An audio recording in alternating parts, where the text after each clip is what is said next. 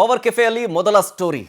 ಮದ್ದೂರಿನಲ್ಲಿ ಈಗಲೂ ಕೂಡ ಬೂದಿ ಮುಚ್ಚಿದ ಕೆಂಡದಂತಹ ವಾತಾವರಣ ನಿರ್ಮಾಣ ಆಗಿದೆ. ಅದಕ್ಕೆಲ್ಲಕ್ಕೂ ಕಾರಣ ಗಣೇಶನ ಗಲಾಟೆ. ಮಂಡ್ಯದ ಮದ್ದೂರಿನಲ್ಲಿ ಈಗ ಗಣೇಶ ದಂಗಲ್ ತಾರಕಕ್ಕೆ ಏರ್ತಾ ಇದೆ.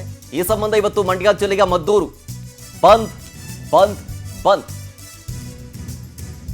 ಗಣಪತಿಯ ವಿಸರ್ಜನಾ ಮೆರವಣಿಗೆಯ ಸಂದರ್ಭದಲ್ಲಿ ಕಲ್ಲು ತೂರಾಟವನ್ನು ಖಂಡಿಸಿ ಬಂದ್ಗೆ ಕರೆ ಕೊಡಲಾಗಿದೆ. ಇವತ್ತು ಹಿಂದೂ ಪರ ಸಂಘಟನೆಗಳಿಂದ ಮದ್ದೂರು ಬಂದ್ಗೆ ಕರೆ ಕೊಡಲಾಗಿದೆ. ಇವತ್ತು ಭಾನುವಾರ ರಾತ್ರಿ ಗಣೇಶ ಮೆರವಣಿಗೆ ವಿಸರ್ಜನಾ ಮೆರವಣಿಗೆಯ ಸಂದರ್ಭದಲ್ಲಿ ಕಲ್ಲು ತೂರಾಟವನ್ನು ಮಾಡಲಾಗಿರುತ್ತೆ.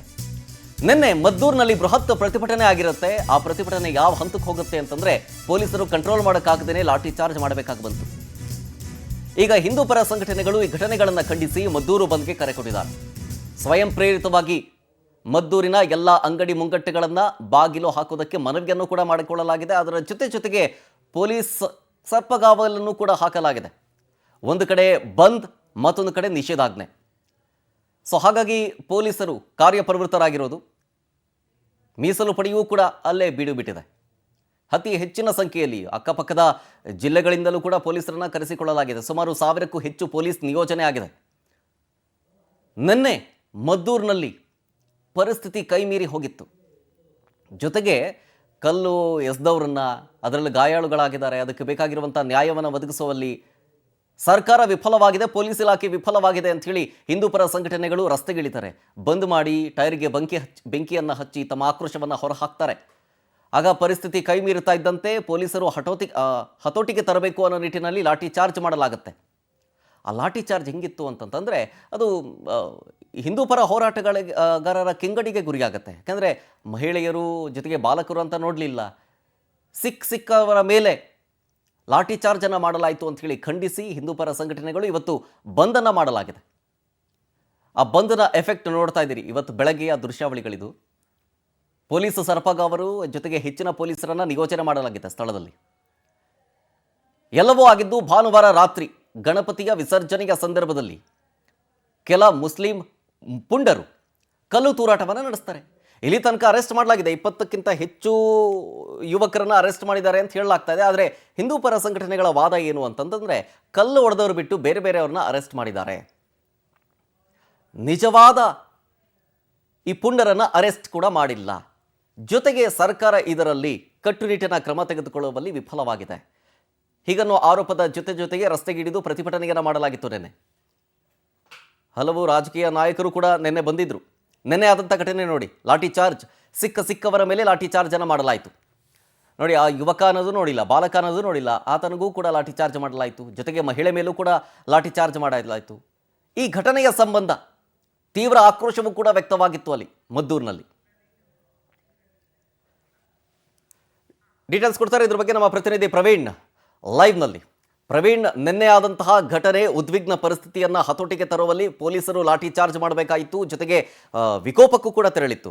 ಇವಾಗ ಬಂದ್ಗೆ ಕರೆ ಕೊಡಲಾಗಿದೆ ಇವತ್ತು. ಜೊತೆಗೆ ನಿಷೇಧಾಜ್ಞೆಯೂ ಕೂಡ ಇದೆ. ಹಾಗಾಗಿ ಬಂದ್ನ ಬಿಸಿ ಯಾವ ರೀತಿ ಇದೆ ಈಗ ಸದ್ಯದ ಕ್ಷಣದಲ್ಲಿ?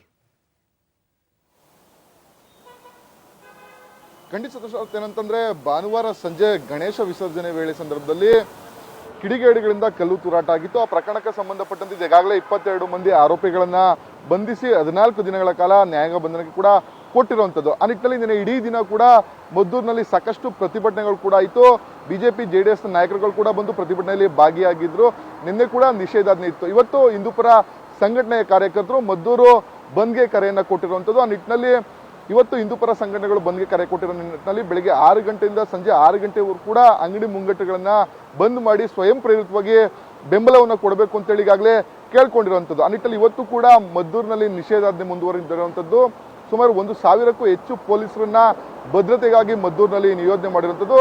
ಸದ್ಯ ನೀವು ಈಗ ದೃಶ್ಯಗಳಲ್ಲಿ ನೋಡ್ಬೋದು. ನಾನು ಮದ್ದೂರಿನ TB ಸರ್ಕಲ್ನಲ್ಲಿದ್ದೀನಿ. TB ಸರ್ಕಲ್ನಲ್ಲೂ ಕೂಡ ಪೊಲೀಸ್ನ ಹೆಚ್ಚಿನ ಸಂಖ್ಯೆಯಲ್ಲಿ ನಿಯೋಜನೆ ಮಾಡಿರುವಂಥದ್ದು. ಯಾವುದೇ ರೀತಿಯ ಅಹಿತಕರ ಘಟನೆ ಆಗಬಾರ್ದು. ಯಾಕೆಂತಂದ್ರೆ ನಿನ್ನೆ ಇಡೀ ದಿನ ದೊಡ್ಡ ಮಟ್ಟದಲ್ಲಿ ಪ್ರತಿಭಟನೆ ಆಯಿತು, ಜೊತೆಗೆ ಲಾಠಿ ಚಾರ್ಜ್ ಕೂಡ ಆಯಿತು. ಆ ನಿಟ್ಟಿನಲ್ಲಿ ಮುಂಜಾಗ್ರತಾ ಕ್ರಮವಾಗಿ ಯಾವುದೇ ರೀತಿಯ ಅಹಿತಕರ ಘಟನೆ ಆಗಬಾರ್ದು ಅಂತೇಳಿ ಸುಮಾರು 1000ಕ್ಕೂ ಹೆಚ್ಚು ಪೊಲೀಸರನ್ನ ಭದ್ರತೆಗಾಗಿ ನಿಯೋಜನೆ ಮಾಡಿರುವಂಥದ್ದು. ಏನೋ ಕಾನೂನು ಮತ್ತು ಸುವ್ಯವಸ್ಥೆ ವಿಭಾಗದ ADGP ಆಗಿರುವಂತಹ R ಹಿತೇಂದ್ರ ಅವರ ನೇತೃತ್ವದಲ್ಲಿ ಬಂದೋಬಸ್ತನ್ನು ಮಾಡಿಕೊಂಡಿರುವಂಥದ್ದು. ಸುಮಾರು 2 IGPಗಳು ಜೊತೆಗೆ 8ಕ್ಕೂ ಹೆಚ್ಚು SPಗಳ ನೇತೃತ್ವದಲ್ಲಿ ಮದ್ದೂರಿನಲ್ಲಿ ಬಂದೋಬಸ್ತನ್ನ ಮಾಡ್ಕೊಂಡಿರುವಂಥದ್ದು. ಏನು ಗಲಾಟೆ ಪ್ರಕರಣಕ್ಕೆ ಸಂಬಂಧಪಟ್ಟಂತೆ ಈಗಾಗಲೇ 22 ಮಂದಿ ಆರೋಪಿಗಳನ್ನ ಬಂಧಿಸಿ ನ್ಯಾಯಾಂಗ ಬಂಧನಕ್ಕೆ ಕೂಡ ಕೊಟ್ಟಿರುವಂಥದ್ದು. ಅಂದ್ರೆ ಹಿಂದೂ ಪರ ಸಂಘಟನೆ ಕಾರ್ಯಕರ್ತರು ನಿನ್ನೆ ದೊಡ್ಡ ಮಟ್ಟದಲ್ಲಿ ಪ್ರತಿಭಟನೆಯನ್ನ ಮಾಡಿದ್ರು.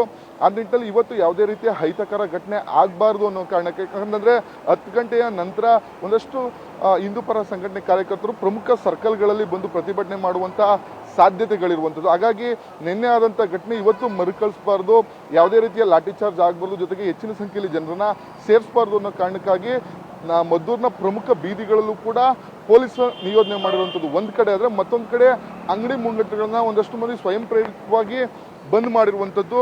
ಅಂದ್ರೆ ಮದ್ದೂರು ಶಾಂತಿಯುತವಾಗಿತ್ತು. ಈ ರೀತಿ ಒಂದು ಕಿಡಿಗೇಡಿಗಳ ಕೃತ್ಯದಿಂದ ಮದ್ದೂರಿನಲ್ಲಿ ಶಾಂತಿ ಸುವ್ಯವಸ್ಥೆ ಹಾಳಾಗ್ತಿದೆ. ಹಾಗಾಗಿ ಸೂಕ್ತ ಕ್ರಮವನ್ನು ತೆಗೆದುಕೊಳ್ಬೇಕು. ಈ ರೀತಿ ಘಟನೆ ಮುಂದೆ ಆಗಬಾರ್ದು ಅನ್ನೋ ಒಂದು ಕಾರಣಕ್ಕೋಸ್ಕರವಾಗಿ ಮದ್ದೂರಿನಲ್ಲಿ ಇವತ್ತು ಬಂದ್ಗೆ ಕರೆಯನ್ನು ಕೊಟ್ಟಿರುವಂಥದ್ದು. ಆ ನಿಟ್ಟಿನಲ್ಲಿ ಒಂದಷ್ಟು ಮಂದಿ ಸ್ವಯಂ ಪ್ರೇರಿತವಾಗಿ ಅಂಗಡಿ ಮುಂಗಟ್ಟುಗಳನ್ನ ಬಂದ್ ಮಾಡಿ ಬಂದ್ಗೆ ಕರೆ ಕೊಟ್ಟಿರೋದು ಒಂದ್ ಕಡೆ ಆದ್ರೆ, ಯಾವುದೇ ರೀತಿಯ ಅಹಿತಕರ ಘಟನೆ ಆಗಬಾರ್ದು ಅಂತೇಳಿ ಮುಂಜಾಗ್ರತಾ ಕ್ರಮವಾಗಿ ಪೊಲೀಸರು ಬಿಗಿ ಬಂದೋಬಸ್ತನ್ನು ಕೂಡ ಮಾಡ್ಕೊಂಡಿರುವಂಥದ್ದು. ಶರತ್ ಮತ್ತೊಂದು ಕಡೆ ಪ್ರವೀಣ್, ಈಗ ಪೊಲೀಸರಿಗೆ ಒಂದಷ್ಟು ಮಾಹಿತಿಗಳು ಇದ್ದೇ ಇರುತ್ತೆ ಮುಂಚಿತವಾಗಿನೇ. ಸೊ ನಿನ್ನೆ ಆದಂತಹ ಘಟನೆಗಳು ಇವತ್ತು ಮರುಕಳಿಸಬಾರ್ದು ಅಂತ ಅಂದ್ರೆ ಹೋರಾಟದ ವಿಚಾರಕ್ಕೆ ಸಂಬಂಧಪಟ್ಟಂತೆ. ಹಾಗಾಗಿ ಇವತ್ತು ಕೂಡ ಜನ ಸೇರೋ ನಿರೀಕ್ಷೆ ಇದೆಯಾ? ಪ್ರತಿಭಟನೆ ಮಾಡೋದಕ್ಕೆ ಮುಂದಾಗುವಂತಹ ನಿರೀಕ್ಷೆಗಳಿದಾವ?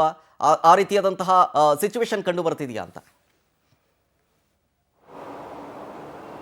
ಖಂಡಿತ ಶರತ್, ಏನಂತಂದ್ರೆ ಇವತ್ತು ಬಿಜೆಪಿಯ ನಿಯೋಗ ಮದ್ದೂರು ಪಟ್ಟಣಕ್ಕೆ ಭೇಟಿಯನ್ನ ಕೊಡಬೇಕಾಗಿತ್ತು. ಆದ್ರೆ ಬಿಜೆಪಿ ನಿಯೋಗ ನಾಳೆ ಬರ್ತಾರೆ ಅಂತೇಳಿ ಈಗ ಸದ್ಯಕ್ಕೆ ಗೊತ್ತಾಗ್ತಾ ಇರುವಂತಂದ್ರೆ, ಇವತ್ತು ಮದ್ದೂರು ಪಟ್ಟಣಕ್ಕೆ ಬಂಧನ ಕೊಟ್ಟು ನಾಳೆ ಸಾಮೂಹಿಕ ಗಣೇಶ ವಿಸರ್ಜನೆಯು ಕೂಡ ಹಿಂದೂ ಪರ ಸಂಘಟನೆ ಕಾರ್ಯಕರ್ತರು ಸಿದ್ಧತೆಯನ್ನು ಮಾಡ್ಕೊಂಡಿರುವಂಥದ್ದು. ಅಂದ್ರೆ ನಿನ್ನೆ ಇಡೀ ದಿನ ಕೂಡ ಮದ್ದೂರಿನಲ್ಲಿ ಪ್ರತಾಪ್ ಸಿಂಹ, ನಿಖಿಲ್ ಕುಮಾರಸ್ವಾಮಿ ಸೇರಿದಂತೆ ಸ್ಥಳೀಯ ಹಿಂದೂ ಕಾರ್ಯಕರ್ತರು ದೊಡ್ಡ ಸಂಖ್ಯೆಯಲ್ಲಿ ಸೇರಿ ಪ್ರತಿಭಟನೆಯನ್ನ ಮಾಡಿದ್ರು. ಅಂದ್ರೆ ಇವತ್ತು ನಿಷೇಧಾಜ್ಞೆ ಇದೆ, ಜೊತೆಗೆ ನಿನ್ನೆ ಆದಂತ ಪ್ರತಿಭಟನೆಯ ಕಾವು ಜೋರಾಗಿತ್ತು. ಇವತ್ತು ಆ ರೀತಿ ಅವಕಾಶ ಕೊಡಬಾರ್ದು ಅಂತೇಳಿ ಪೊಲೀಸರು ಬಂದೋಬಸ್ತನ್ನ ಮಾಡ್ಕೊಂಡಿರೋದು ಒಂದ್ ಕಡೆ ಆದ್ರೆ, 10 ಗಂಟೆಯ ಬಳಿಕ ಒಂದಷ್ಟು ಪ್ರಮುಖ ಸರ್ಕಲ್ಗಳಲ್ಲಿ ಅಂದ್ರೆ ನಾಳೆ ಸಾಮೂಹಿಕ ಗಣೇಶ ವಿಸರ್ಜನೆ ಮಾಡುವಂತ ವಿಚಾರ ಆಗಿರ್ಬೋದು, ನಾಳೆ ಬಿಜೆಪಿ ನಾಯಕರು ಮದ್ದೂರಿಗೆ ಬರುವಂತ ವಿಚಾರವನ್ನು ಇಟ್ಕೊಂಡು ಒಂದಷ್ಟು ಮಂದಿ ಪ್ರತಿಭಟನೆ ಮಾಡುವಂತ ಅವಕಾಶಗಳಿರುವಂಥದ್ದು. ಆ ನಿಟ್ಟಿನಲ್ಲಿ ಪ್ರಮುಖ ಬೀದಿಗಳಲ್ಲಿ ಅವರು ಬಂದು ಪ್ರತಿಭಟನೆ ಮಾಡುವಂತ, ಅಂದ್ರೆ 10 ಗಂಟೆಯ ನಂತರ ಬಂದು ಪ್ರತಿಭಟನೆ ಮಾಡುವಂತ ಸಾಧ್ಯತೆ ಇರೋದು. ಆದ್ರೂ ಕೂಡ ಹೆಚ್ಚಿನ ಸಂಖ್ಯೆಯಲ್ಲಿ ಪ್ರತಿಭಟನಾಕಾರರು ಇವತ್ತು ಸೇರೋದಿಲ್ಲ. ನಾಳೆ ಸಾಮೂಹಿಕ ಗಣೇಶ ವಿಸರ್ಜನೆ ಇರೋದ್ರಿಂದ ನಾಳೆ, ಜೊತೆಗೆ ಬಿಜೆಪಿ ನಿಯೋಗ ಕೂಡ ಮದ್ದೂರಿಗೆ ಬರ್ತಾ ಇರೋದ್ರಿಂದ ನಾಳೆ ಹೆಚ್ಚಿನ ಸಂಖ್ಯೆಯಲ್ಲಿ ಸೇರಿ ದೊಡ್ಡ ಮಟ್ಟದಲ್ಲಿ ಪ್ರತಿಭಟನೆ ಮಾಡಬೇಕು ಅಂತೇಳಿ ಈಗ ಕೂಡ ಸಿದ್ಧತೆಯನ್ನು ಕೂಡ ಮಾಡ್ಕೊತಾ ಇರುವಂತದ್ದು. Sharath. Okay, thank you Praveen ಡೀಟೇಲ್ಸ್ಗಾಗಿ.